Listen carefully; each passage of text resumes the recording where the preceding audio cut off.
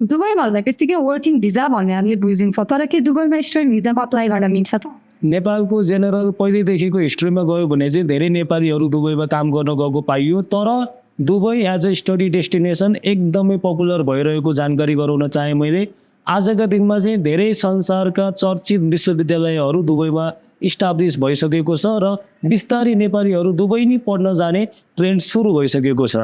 Dubai पढ्न जानको लागि रिक्वायरमेन्ट्सहरू चाहिँ के कस्तो छ? दुबईमा स्टडी गर्न जानको लागि जेनरली हामीलाई आइएलटिएस चाहिँदैन, फाइनेन्सियल डकुमेन्ट्सको कुनै पनि आवश्यकता त्यहाँ अध्ययन गर्न जान छैन। तपाईँ पास हुनु पर्यो र तपाईँको एजुकेसन ग्याप छ भने पनि तपाईँ अप्लाई गर्न सक्नुहुन्छ। धेरै फाइदाहरू छन् दुबई पढ्न जानको लागि, जस्तै फी एकदम एफोर्डेबल छ। जति खर्च गरेर तपाईँ बिबिए नेपालमा भ्याउनुहुन्छ त्यति नै खर्चमा तपाईँले त्यही बिबिए दुबईमा भ्याएर एउटा राम्रो इन्टरनेसनल डिग्री आफ्नो हातमा पार्न सक्नुहुनेछ।